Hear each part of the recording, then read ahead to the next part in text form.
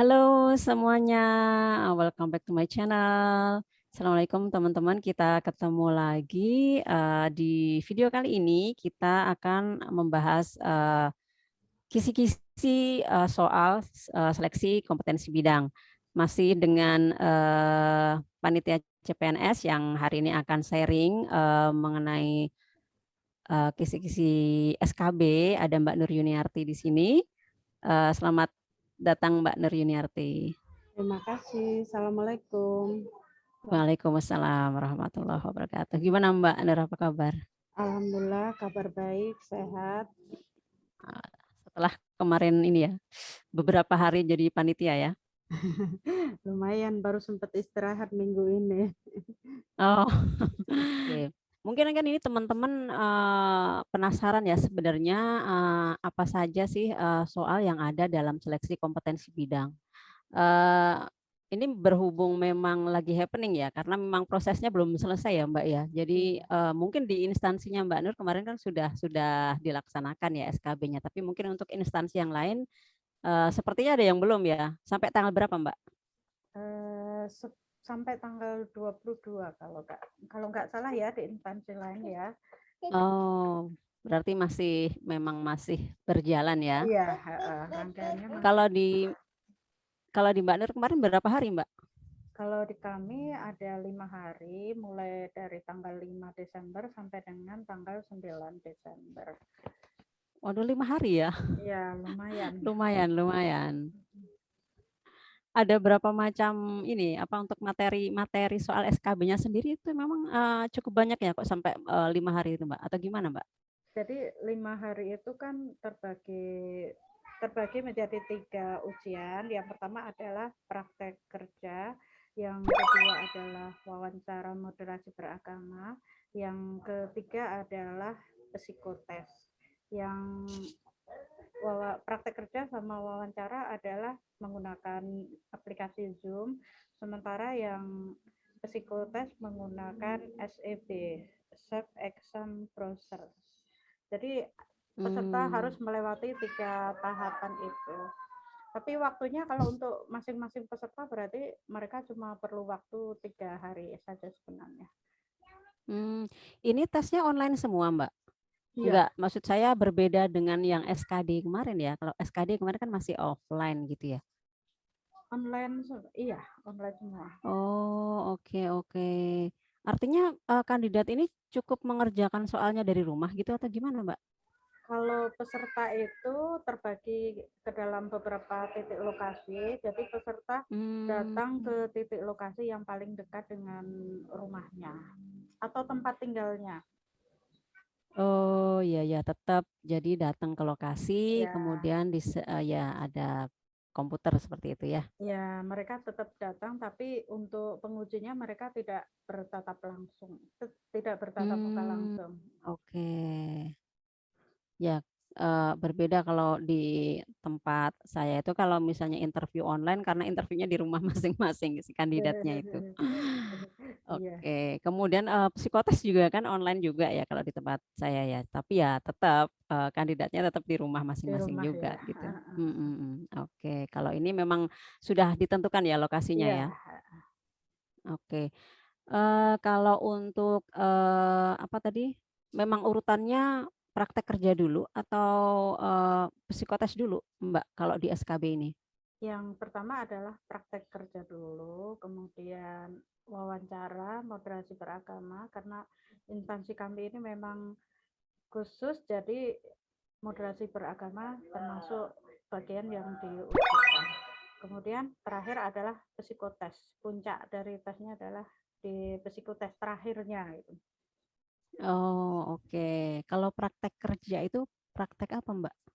Kalau praktek kerja ini adalah untuk menggali kemampuan dari pelamar terhadap posisi yang akan dituju. Jadi pelamar ini harus benar-benar menguasai bidang tugas yang akan diduduki. Walaupun secara dia belum duduk di tempat itu, tapi dia harus mengetahui tugas-tugas yang akan dilaksanakan.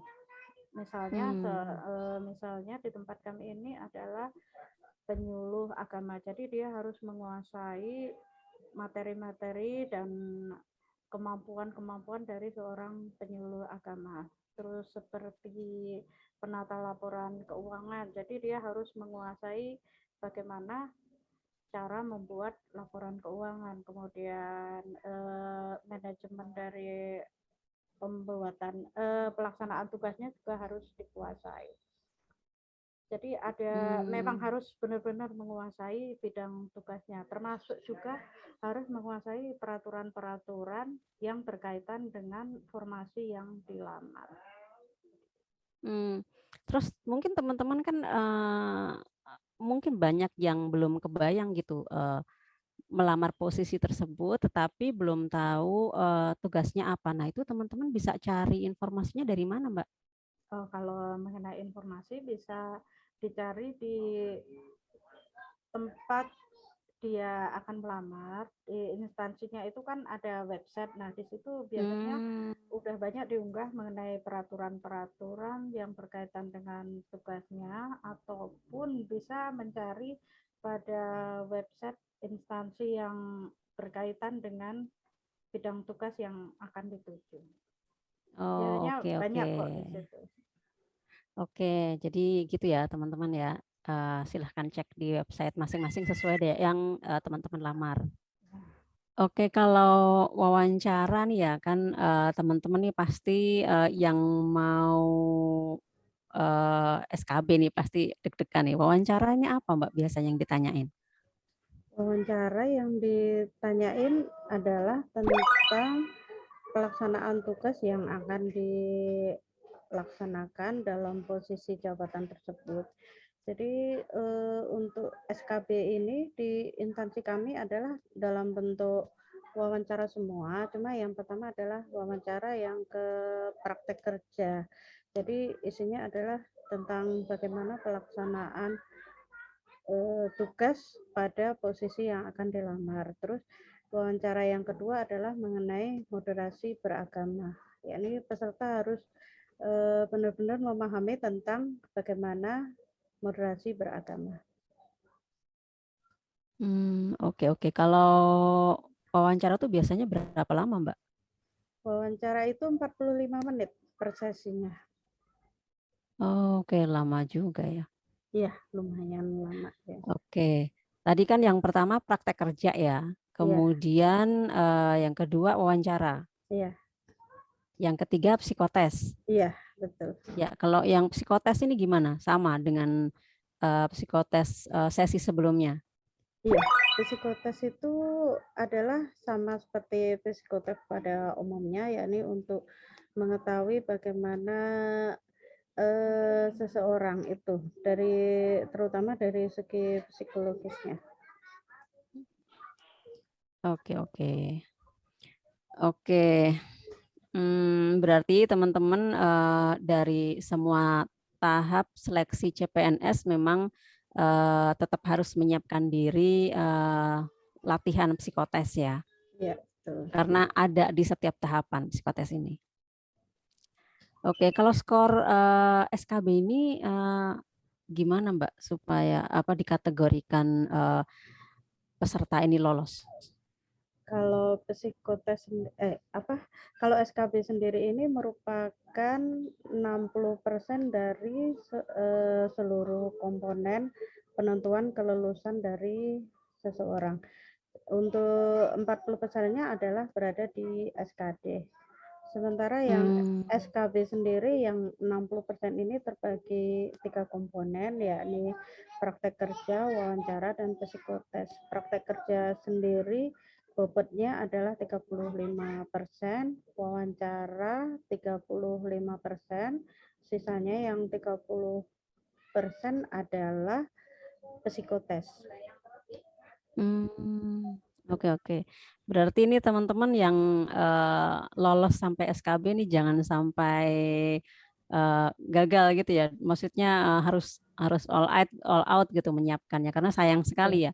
Iya. Ya, dari yang seleksi administrasi waktu itu yang Mbak Nur ceritakan 4.000 orang sampai akhirnya yang bisa sampai SKB ini berapa? 84 ya?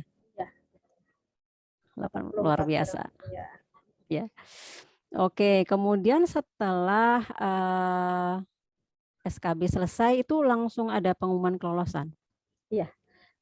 Jadi ketika SKB sudah selesai dan nilainya sudah diakumulasi, maka akan diumumkan siapa yang berhasil lolos seleksi CPNS, dan selanjutnya akan yang dinyatakan lolos adalah tinggal melaksanakan pemberkasan untuk memperoleh nomor induk pegawai. Oke. Kalau di instansinya Mbak Nur sendiri kan kemarin terakhir tanggal 9 ya, 9 Desember. Iya.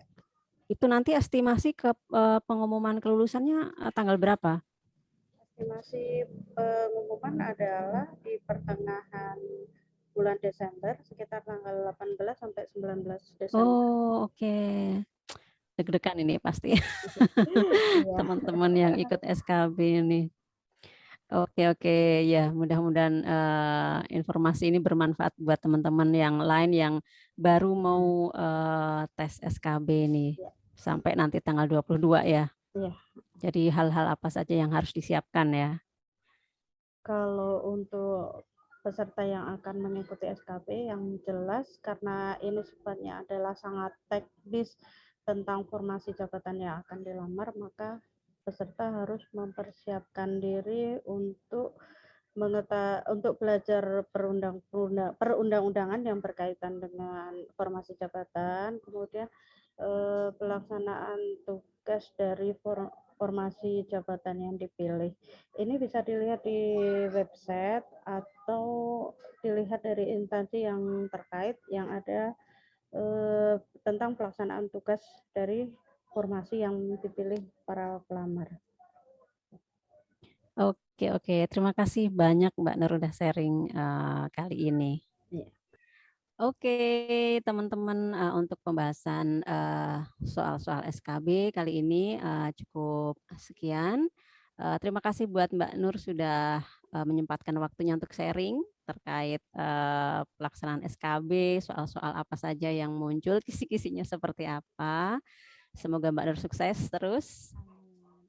Ya, oke. Baik buat teman-teman yang belum subscribe dulu. Subscribe, like, share, and comment. Kita ketemu lagi di video selanjutnya. Bye.